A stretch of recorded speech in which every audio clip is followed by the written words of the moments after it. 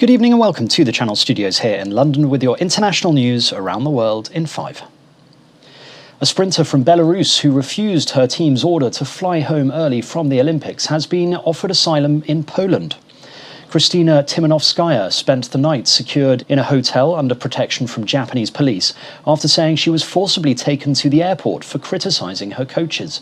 She voiced fears for her safety if she were to be returned to her country. She's at this moment at the Polish embassy. Poland's Deputy Foreign Minister said the athlete was in direct contact with Polish diplomats in Tokyo and that Poland would do whatever is necessary to help her to continue her sporting career. Ms. Tymanovskaya was pictured entering the Polish embassy in Tokyo after arriving in an unmarked silver van. The death toll from floods in China's central Henan province has risen sharply to at least 302. That's according to official reports. About 50 people remain missing after the region was engulfed by severe flooding caused by heavy rainfall. Almost 13 million people were affected and nearly 9,000 homes have been damaged. The majority of the deaths have been reported in the city of Zhengzhou, where floodwaters inundated the city's subway system and vehicles were swept away. The city reported a year's rainfall within the space of just 3 days. 2 more people have died due to the sweeping wildfires in southern Turkey, taking the death toll there to at least 8 people.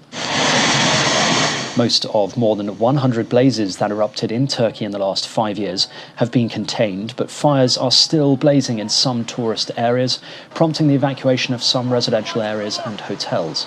Thousands of people have been evacuated from their homes already. Support teams from Russia, Ukraine and Azerbaijan have been deployed to help fight the fires.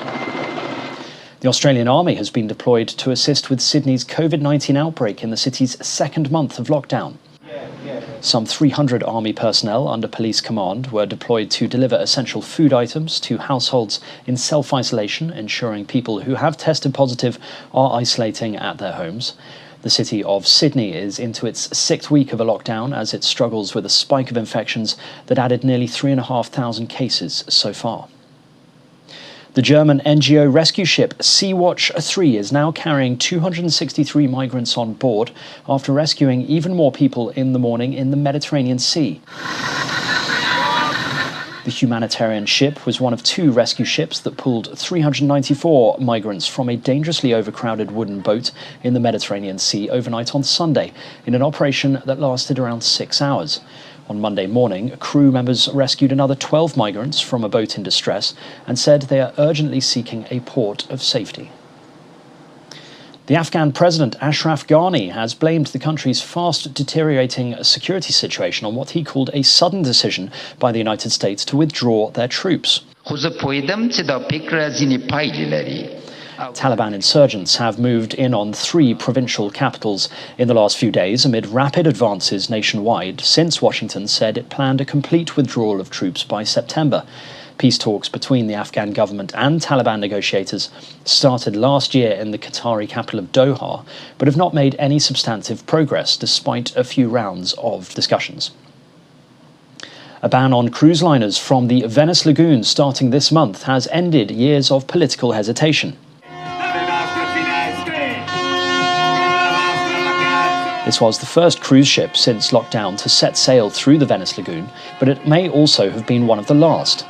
The ban came in reaction to threats by UNESCO to put Italy on a blacklist for not banning liners from the World Heritage Site. From August the 1st, ships weighing more than 25,000 tons will be prohibited from the shallow Giudecca Canal that bleeds past Piazza San Marco, the city's most famous landmark. And finally, Beauval Zoo in central France has welcomed the birth of 2 baby pandas.